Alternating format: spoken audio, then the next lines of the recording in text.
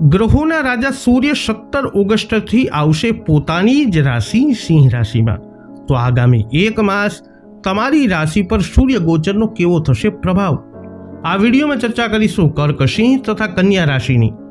તો નમસ્કાર મિત્રો, અંબા એસ્ટ્રોલોજી ગુજરાતી ચેનલમાં આપ બધાનું ખૂબ ખૂબ હાર્દિક સ્વાગત છે. મિત્રો, આપે અમારી ચેનલને સબસ્ક્રાઇબ નથી કરી તો અવશ્ય કરો. આ વિડીયોને લાઇક અને શેર કરવાનું ન ભૂલો. જ્યોતિષને લગતા મૂંઝવતા પ્રશ્નોના સમાધાન માટે તમે અમારો સંપર્ક અવશ્યથી કરી શકો છો. મિત્રો, ગ્રહોના રાજા સૂર્ય જલ્દી જ સિંહ રાશિમાં ગોચર કરવા જઈ રહ્યા છે. સિંહ રાશિ એ રાશિ ચક્રની 5મી રાશિ છે, જે સૂર્યની જ રાશિ છે. સૂર્યનું આ મહત્વપૂર્ણ ગોચર 17 ઓગસ્ટ 2026ના રોજ સવારે 7 કલાક અને 50 મિનિટે થવાનું છે. વૈદિક જ્યોતિષમાં સૂર્યને ઉર્જાનો મુખ્ય સ્ત્રોત માનવામાં આવે છે અને ગ્રહોમાં મુખ્ય ગ્રહનો દરજ્જો છે. સૂર્ય વગર પૃથ્વી ઉપર જીવનની કલ્પના કરવી પણ નામુમકિન છે. સિંહ રાશિ એ સૂર્યની રાશિ છે, એટલે કે તે પોતાની જ રાશિમાં પોતાના જ ઘરમાં પ્રવેશ કરવાના છે. આ ગોચર દરમિયાન ગ્રહોના રાજા સૂર્ય ઘણા વ્યક્તિઓને લાભ આપવાની સ્થિતિમાં આવશે. તો આવો જાણીએ તમારી રાશિ પર કેવો થશે પ્રભાવ. સર્વપ્રથમ ચર્ચા કરી લઈએ જેમના નામના અક્ષરો હોય છે ડ અને હ. કર્ક રાશિની. કર્ક રાશિના લોકો માટે સિંહ રાશિમાં સૂર્યનું ગોચર તમારા બીજા ભાવમાં થશે. આ સમયે તમે તમારા વિચારો પહેલા કરતાં વધુ સ્પષ્ટ રીતે વ્યક્ત કરવાનું શરૂ કરશો. તમારા વિચારમાં પરિપક્વતા આવશે અને તમે કોઈ પણ વિષયને ભાવનાત્મક તેમજ વ્યવહારિક રીતે સમજી શકશો. આ ગુણ તમને પરિવાર, કારકિર્દી અને પૈસા સંબંધિત નિર્ણયોમાં પણ મદદ કરશે. જોકે તમારે સ્પષ્ટવાણી ક્યારેક અન્ય લોકો માટે કઠોર લાગી શકે છે. નાણાકીય રીતે આ સમય આયોજનબદ્ધ વિચારસરણીનો છે. તમે ખર્ચ અને બચત વચ્ચે વધુ સારું સંતુલન જાળવવાનો પ્રયત્ન કરશો. અચાનક પૈસા કમાવાની ઈચ્છા કરતાં કાયમી નાણાકીય સુરક્ષાની લાગણી વધુ મજબૂત રહેશે. આ ગોચર પારિવારિક જીવનમાં પણ મહત્વપૂર્ણ રહેશે. પરિવારના સભ્યો સાથે વાતચીત વધી શકે છે અને જૂના તણાવને ઉકેલવાની તક મળી શકે છે.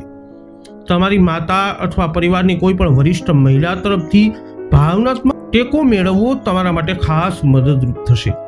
જો પહેલા પરિવારમાં કોઈ અંતર કે ગેરસમજણ હતી, તો હવે તેને સમજણ અને સંવેદનશીલ વાતચીત દ્વારા સુધારી શકાય છે. વિદ્યાર્થીઓ માટે જોઈએ તો કર્ક રાશિના વિદ્યાર્થીઓ આ સમય એકાગ્રતા અને યાદ શક્તિમાં સુધારો કરી શકે છે. ભાષા, સાહિત્ય, પ્રસ્તુતિ, સર્જનાત્મક લેખન, વિશ્લેષણાત્મક વિષયો અને સ્પર્ધાત્મક પરીક્ષાઓ સાથે સંકળાયેલા વિદ્યાર્થીઓને આ સમયમાં ફાયદો થઈ શકે છે. હવે વાત કરીશું જેમના નામના અક્ષરો હોય છે મ અને ટ. સિંહ રાશિની. સિંહ રાશિના લોકો માટે આ સૂર્ય ગોચર સૌથી વધુ અસરકારક રહેશે, કારણ કે તે તમારી રાશિના સ્વામી હોવાથી તે તમારી રાશિમાં જ હવે પ્રવેશ કરશે. આ સમયગાળા દરમિયાન તમારા વ્યક્તિત્વમાં એક અલગ પ્રકારનું તેજ અને આકર્ષણ જોવા મળશે. તમે વધુ આત્મવિશ્વાસપૂર્ણ, સક્રિય અને નિર્ણાયક અનુભવી શકો છો. લોકો તમારી ઉપસ્થિતિ અને તમારા શબ્દો ઉપર વધુ ધ્યાન આપશે. આ ગોચર કારકિર્દી અને વ્યાવસાયિક જીવનમાં મજબૂત પરિણામો આપી શકે છે. જો તમે નેતૃત્વ, સંચાલન, વહીવટ, વ્યવસાય, બ્રાન્ડિંગ, જાહેર વ્યવહાર, સલાહકાર, રાજકારણ, મીડિયા અથવા કોઈ પણ ભૂમિકામાં છો જ્યાં વ્યક્તિગત અને નિર્ણય લેવાની ક્ષમતા મુખ્ય ભૂમિકા ભજવે છે, તો તમારા માટે તેમાં હાથ અજમાવવાનો સમય છે. સરકારી ક્ષેત્ર, વહીવટી સેવાઓ અથવા સ્પર્ધાત્મક પરીક્ષાઓ સાથે જોડાયેલા લોકો માટે આ સમયગાળો સકારાત્મક ગણી શકાય છે. જો તમે શિસ્ત અને સુસંગતતા જાળવી રાખશો તો આ ગોચર તમારા પ્રયત્નો માટે વધુ સારા પરિણામો આપી શકે છે. ઉપરી અધિકારીઓ સામે તમારી છબી વધુ મજબૂત બની શકે છે અને તમારા કાર્યની ગંભીરતા ધ્યાનમાં આવી શકે છે. આ સમય તમને સ્વાસ્થ્ય અને ફિટનેસની બાબતોમાં પણ સતર્ક બનાવશે.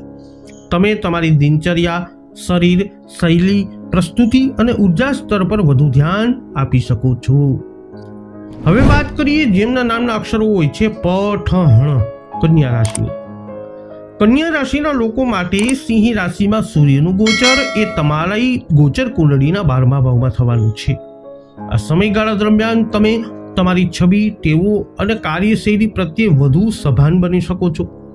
તમે સમજવાનો પ્રયત્ન કરશો કે તમે તમારી જીવનને કેટલું સંગઠિત સંતુલિત અને અસરકારક રીતે જીવી રહ્યા છો. આ જ કારણ છે કે તમે તમારા વર્તન, પહેરવેશ, દિનચર્યા અને વ્યાવસાયિક રજૂઆતમાં સુધારો કરવા માટે વલણ ધરાવી શકો છો. આ સ્વ સુધારણા ફક્ત દેખાડા માટે નહીં, પરંતુ આંતરિક તૈયારીને મજબૂત કરવા માટે પણ હશે. નાણાકીય રીતે આ સમય ખર્ચમાં વધારો કરી શકે છે, પરંતુ દરેક ખર્ચ નકારાત્મક નહીં હોય. કેટલાક ખર્ચ મુસાફરી, સ્વાસ્થ્ય, ફુરસદ, વ્યક્તિગત સુધારણા, તાલીમ, કાર્ય સંબંધિત જરૂરિયાતો અથવા છબી વૃદ્ધિ માટે હોઈ શકે છે. જો તમે આયોજન સાથે તમારા ખર્ચને નિયંત્રણમાં રાખો છો તો આ સમયગાળો નુકસાન આપવાને બદલે ઉપયોગી રોકાણમાં ફેરવાઈ શકે છે. આ સમયે બિન આયોજિત ખર્ચ ટાળવા અને લેખિત હિસાબ રાખવા એ ખૂબ જ ફાયદાકારક રહેશે. કારકિર્દીની દ્રષ્ટિએ આ ગોચર ખાસ કરીને એવા લોકો માટે અનુકૂળ રહેશે જેઓ વિદેશી બાબતો, બહુરાષ્ટ્રીય કંપનીઓ, આયાત નિકાસ, ડિજિટલ સેવાઓ, મુસાફરી, લોજિસ્ટિક, આતિથ્ય, સંશોધન, બેકએન્ડ મેનેજમેન્ટ અથવા દૂરસ્થ કાર્ય સાથે સંકળાયેલા છે. આ સમય દરમિયાન મુસાફરી પણ શક્ય છે. ખાસ કરીને કામ અથવા તાલીમ સંબંધિત મુસાફરી થઈ શકે છે. કેટલાક લોકોને વિદેશી સંપર્કો, આંતરરાષ્ટ્રીય પ્રોજેક્ટ્સ, વિઝા સોંપણીઓ અથવા બહારથી તકોનો સંકેતો પણ મળી શકે છે. તો કર્ક, સિંહ તથા કન્યા રાશિના જાતકો વૈદિક જ્યોતિષશાસ્ત્ર અનુસાર 17 ઓગસ્ટથી પોતાની જ સિંહ રાશિમાં ગોચર કરતાની સાથે જ સૂર્યદેવ તમારી રાશિ પર કંઈક આવો કરી શકે છે પ્રભાવ. આ વિડીયો અંગેના તમારા અભિપ્રાય શું છે? તમારા મંતવ્ય શું છે? એ કોમેન્ટ કરીને અમને અવશ્યથી જણાવજો. આ વિડીયોને લાઇક અને શેર અવશ્ય કરજો. અમારી ચેનલને હજુ સુધી આપે સબસ્ક્રાઇબ નથી કરી અથવા આપ નવા છો તો અવશ્ય સબસ્ક્રાઇબ કરી લેજો. ફરી મળીશું નવા વિડીયોમાં. જય અંબે.